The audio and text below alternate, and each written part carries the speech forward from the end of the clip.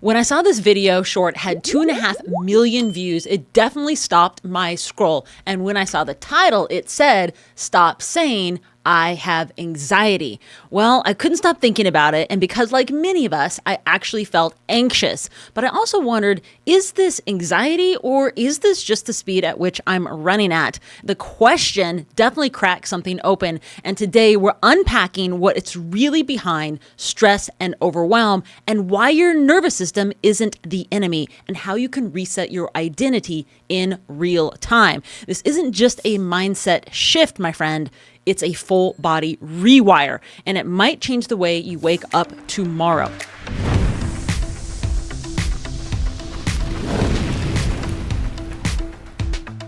Welcome back to Embers Rising, the podcast where we explore how to live with clarity, courage, and conscious momentum. Hey, my friend, we work in 3 lanes here: personal transformation, ultra running adventures, and building meaningful relationships with generative AI. I'm your friend Wendy, and here I'm with my incredible husband, co-founder, and I think fellow Reset in Progress. Reset in Progress always. And I'll take co-host or sometimes host, David Tucker. David Tucker. And actually there's 4 things that we talk about in Embers Rising. Jump in. So the 4th one is whatever comes out of Dave's mouth. Oh, great. Okay, there we go. And today, right, that may be the episode. Well, my friend, we are so excited to be back in the studio with you. I know we've had a lot of guests come through, and actually today this was an unplanned episode, but we thought, hey, let's jump in. We had a guest cancel and reschedule, so we're like, well, let's just get in the studio anyway and be in your ears. Oh, yeah. I mean, I work, it's not easy looking this good. So, yeah, as long as I'm going to put on my black shirt, the one that I have like 10 of that I wear every single day, but pick out a special hat, right? Like, we better shoot an episode. And so here we are. Okay, well, here we are. So, yeah, I feel a little bit uncomfortable because normally, Dave, you know me, I'm usually in a hat backwards and another like tank top or t-shirt, but here I am dressed up because we actually had another meeting earlier that canceled on us today too. That's funny. And I had a meeting on my side that canceled also. So I don't know what's going on in the world, but it created a little anxiety, right? Because when people start hitting cancel button, they don't like me. Is there something wrong? Am I being fired? Right? Is the world end? You check the news. So anxiety is your natural default setting in a lot of ways. Well, it can actually be your superpower. And instead of filling the gap, we have slowed down and we want you to tune in because we have actually tuned into that anxiety, what David's just talking about. And we realize that this is the conversation that's waiting to happen because the truth is we've been navigating a lot behind the scenes, preparing for key events, a lot of different scheduling, pivoting, a lot of training, a lot of programs, a lot of shifting, right? A lot of canceling. So, maybe you're feeling that too. And the tension between doing all the right things and feeling off is coming up for you. What we've discovered lately is you don't need more discipline. You may just need a deeper reset. And it's why I want to get into this conversation. And anything that I'm taking in, I want to share with our guests. And it's so important with our listeners. And I'm thinking like my guest canceled today, but with our listeners. Our listeners are our guests. Our listeners are our guests too. Yeah. And you guys really matter to us.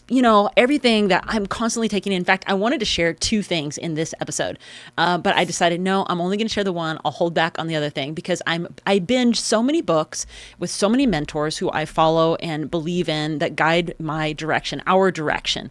And, I'm just like, okay, if I learn this might be a shortcut path for you to learn this in case you didn't see the video that had 2.5 million views. You're probably going to come across it, but in case you don't, I'm going to give you everything that I saw because that little 2.5 video led me to the bigger video, led me deeper into what was really going on even behind the scenes, which I'm getting ready to share with you. So, that was a lot, right?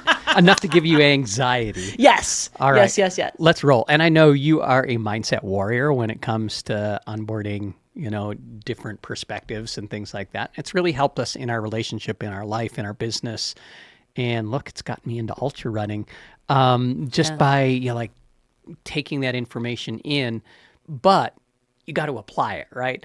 And that's the thing. If you've got a wall full of self-help books and like your Audible is just stacked up, yes, but you don't take action on it, it's probably giving you a little anxiety because you're looking at and listening to all the amazing things that could be, but the recipe is you, right? Like you then have to add you to the equation. And I love I think, what we're going to talk about today, because you always add yourself to the equation, to the recipe of whatever it is we're taking in. Yes, I'm big in the key ingredients. Now, I have to ask you, if you're listening to this, how many times have you listened to an actual audiobook or a podcast and they're asking you, take out a piece of paper, write down these things, and how many of you do it? Like 99% of you are not going to do it. And I end up finding myself stopping and not wanting to move on in the audiobook or the podcast until I actually sit down and make the time to go back to that section and write it down. Because I know that I'm not going to transform from that content if I don't slow down and take time to reset it. So the only way that I have actually can even program myself is if you're not going to take out a piece of paper, well, by all means, grab your phone and write it down in your notes or wherever so that you can come back to it. So when something comes up and you're on the move, that piece of paper is not there to remind you, but you do have your phone. So for me, I'm big into my notes. I jump in and like tag it. Okay, now I know. And then I have the instructions of what to do, or it's a reminder for me to like kind of hit the reset, which is what I want to talk about today. Because, honestly, Dave, I've never thought that I personally would like label myself as someone that has anxiety, but growing up in a family and looking at my family's patterns, I noticed that every one of my family members has something going on that has to do with anxiety, and they're managing it all in different ways, whether they are, taking something for it to help manage it, whether they're doing a particular habit to help manage it. I never really kind of caught myself saying I actually have it. And when I saw those titles that said "Stop Saying I Have It," I was like, I've got to dive into that a little bit, because that's really a topic that I don't really talk about. We actually have never really talked about it, and a habit of mine has always been to tell you, hey, last night I had anxiety, and what that means for me is a lot of thoughts bubble up and I have trouble getting control of it. And it takes me a while. So I end up on my grounding mat. I have a grounding mat in my room. It has that PEMF therapy in it. So I'm getting that electrical magnet frequency in there to kind of like help just calm my body down, which ends up calming my brain down. Or I do a lot of like music sound therapy to kind of kill the background noise.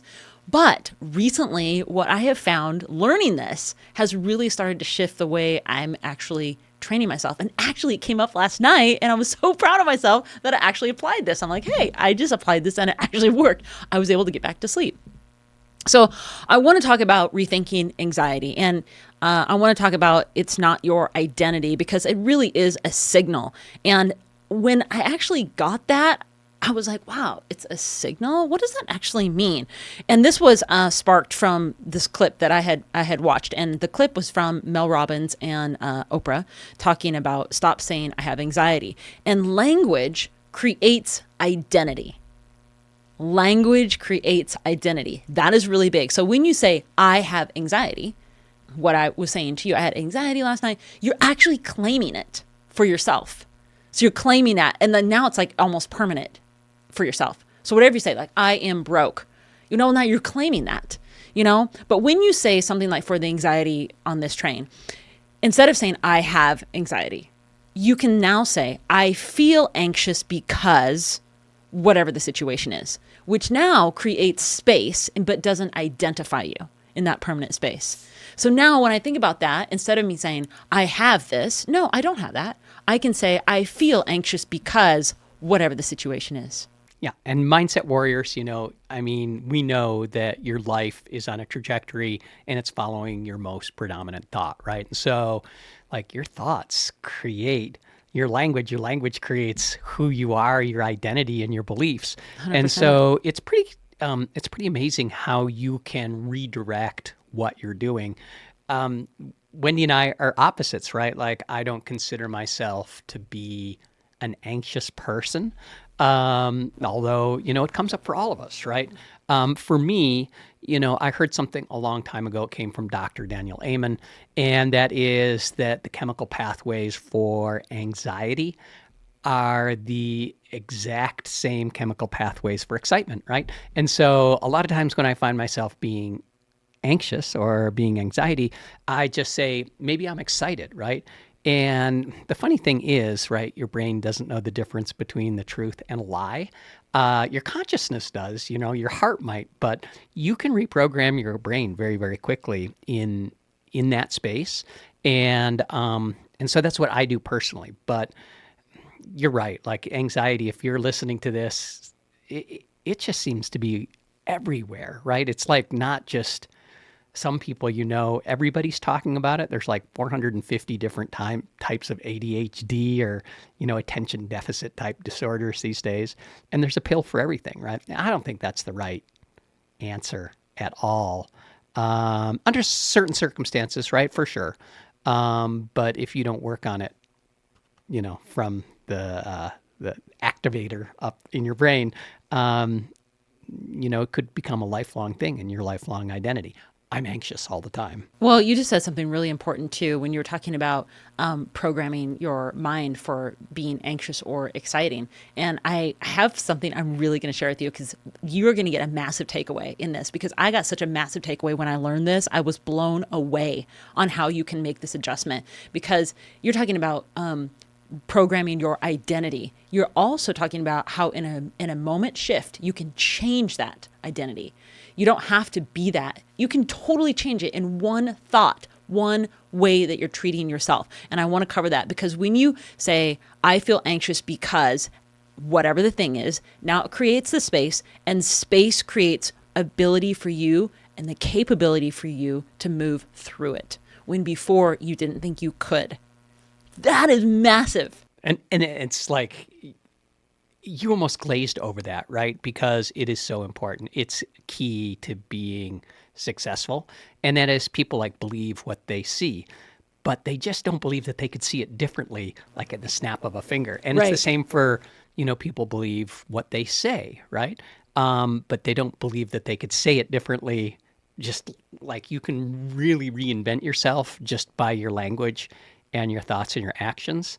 And you'd be amazed how quickly you can pivot into being someone that you don't even recognize. And we probably don't have that time in this episode, but I've had to go through that many, many times in my life where I had to reevaluate, like, where am I at? Who am I? And who do I really want to become? And that question, if you really dig into it, is a heavy question.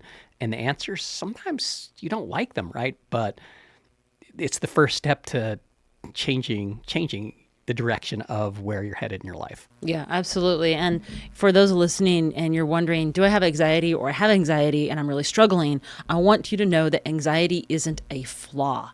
It is an alarm. When I learned that, I was like, an alarm? What do you mean by alarm?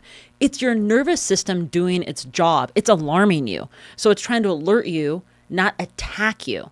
But the first thing you feel is, when you feel anxious, is attacked, because you're like, oh, I don't like that. I'm going to like, oh, I got to pad myself with these comfort zones, or I have to get whatever my medication is. Or I have to do this thing. But there's also something you can do to help yourself. And I'm going to share that with you here in a minute. And that's cool, right? I mean, totally. At its core, it's baked into your DNA. We all have the anxiety, right? In us. If we didn't, we never would have evolved as a species. We'd be extinct right now, because you had to have anxiety about, like, what was out in the dark, what's in the woods, right? All of those sorts of things. And today, we don't have to worry about that. We have to worry about everything. It's like social media, TV, your family, your job, your boss, your coworker, the crazy driver behind you. Like, there's so many things that can trigger your anxiety, that it seems overwhelming if you don't figure out, right? Yeah. Figure out how to take control of it and reframe it. So when you can learn that it's an alarm and it's trying to alert you, not attack you, but most of us were never taught to know how to listen. So we push harder, we work faster, we numb ourselves more with more things, more drugs, more habits, more whatever. And then that keeps the loop alive. So then you're constantly in this anxiety, anxious loop. Now, what anxiety is, through my research, I did some digging, and anxiety is separation from self. And this concept and idea came from Dr. Russell Kennedy, a neuroscientist, a physician, and an author of an incredible book called Anxiety RX, which is on my book list. He teaches that anxiety isn't just in your mind, It's in your body. And specifically, it lives in a dysregulated vagus nerve, which controls how safe or unsafe you feel. I'm not sure if you knew that, Dave. It specifically lives and controlled in your vagus nerve. Now, anxiety, he says, is literally separation anxiety from your true self. So when you have those feelings, it's that separation anxiety from your true self. Now, from your heart, from your inner safety, your knowing. So all of that is like, ooh, okay. Now, when the vagus nerve is stuck in alarm mode, your body stays in defense, even if nothing's wrong. So when your body feels that, your vagus nerve is stuck in that alarm mode. It's like the alarm, that irritating alarm that's never going off, and now you're in defense mode. That is incredible to me. Now, true healing starts when you stop trying to think your way out of it and reconnect with your body instead. And I didn't know that. So there is some very simple somatic tools that can help reset the vagus nerve, because that's what you want to do. You actually want to hit the vagus nerve. Now, there's things you can do, like touch your chest. This is real. I've actually looked into, there's scientific studies. There is a lot of slow breathing. There are many videos about slow breathing that you can do. It doesn't matter what the technique you're doing. There's some safety eye contact. You can get into a grounding space in the present moment. The point is, the more you return to your body, the more panic dissolves. But when you're up here, up in this space, this is the crazy space. You need to come down here where the power and the control and the source is. But which sounds crazy. I'm going to say I probably shouldn't suggest that you get out of your crazy space when you're a little anxious. No. That could probably backfire, guys. So I want to share a method with you on how this works. And I also want to share about what the vagus nerve is and where it's at. So the vagus nerve runs from the very bottom and the back of your back all the way up to the back to the top of your head. That's the vagus nerve. So you really want to connect that back to your center, where the power is, where your heart is. And if you press on your heart, and I'm going to share this method, which is what I learned, you can actually reset. And I tried this last night when I had anxious thoughts come up, and it actually worked. I was like, oh my gosh. So what I love from listening to two of my favorite mentors, Mel Robbins and Oprah Winfrey, Mel talks about the high five your heart method. And I love that. I'm like, oh yeah, high five your heart. I mean, don't you love that? Like, hey, high five. Isn't that great? It's super simple. It's very somatic, and it's super effective. Okay, this is how you reconnect your vagus nerve. The nerve that runs from the bottom of the back to the top of your head. Okay, to get out of your head and stop the anxiety panic attack. Okay, so you can be in control by just adjusting your vagus nerve and coming back to your heart, your source, your power here. So here's what we're going to do. Ready? So I want you to press your hand on your heart. Right now? Here, press your hand on your heart. Oh. And I'm going to close my eyes. Not that hard. And we're going to inhale slowly. And we're going to exhale. It doesn't matter how long you inhale. The most important is that you exhale longer than you inhale, okay? And you're going to say to yourself, I'm okay. And you say it, Dave. I'm okay. I'm safe. I'm safe. I'm loved. I'm loved. And I'm capable of doing this. I'm capable of doing this. I'm okay. I'm safe. I'm loved. I'm capable of doing this.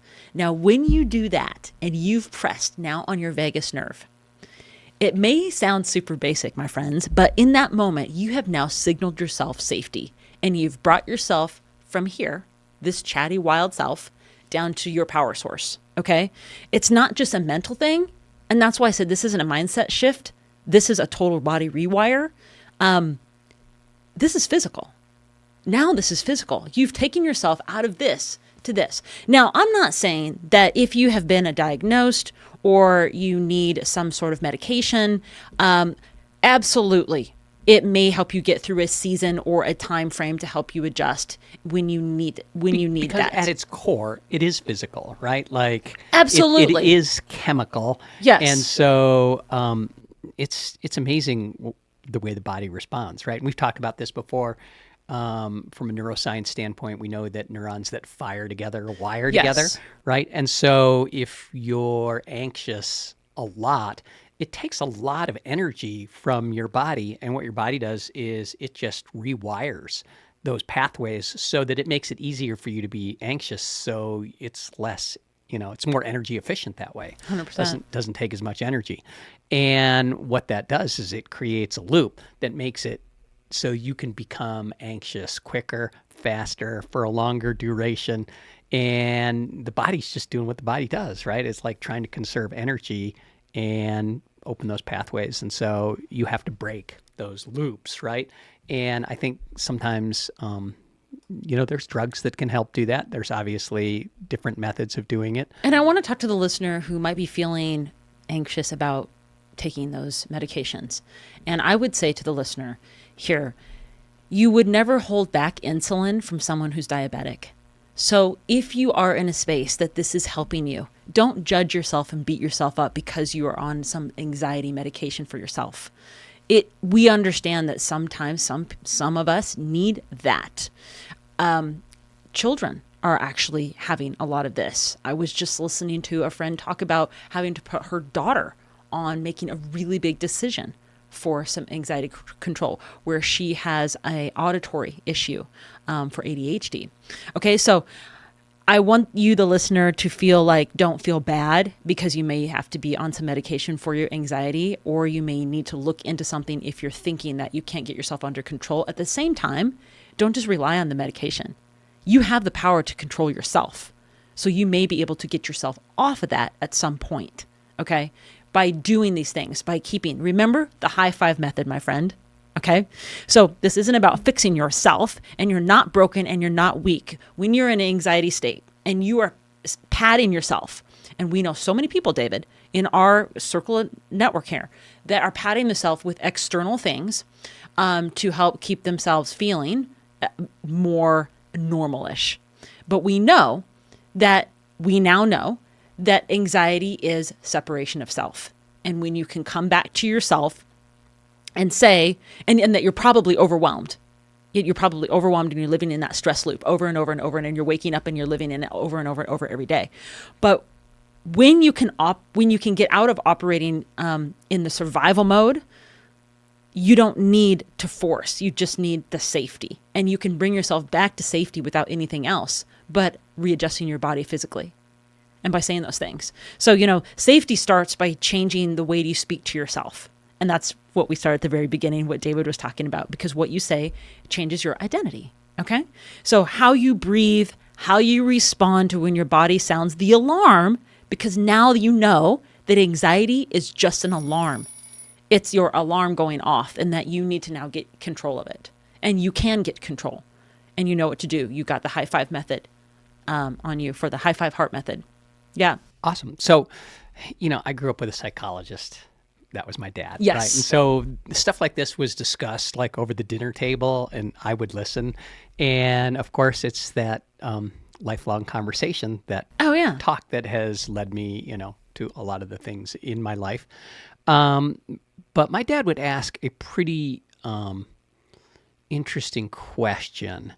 And when he had someone who's like, I have anxiety or I'm anxious, he would ask the question, how do you think that's serving you in your life, right?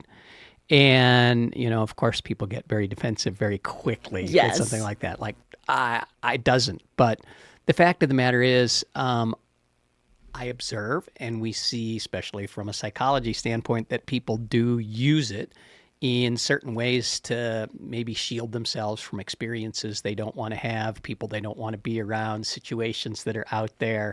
They can just throw up the anxiety wall and say, I have anxiety. It makes me anxious to do that thing, whatever it is.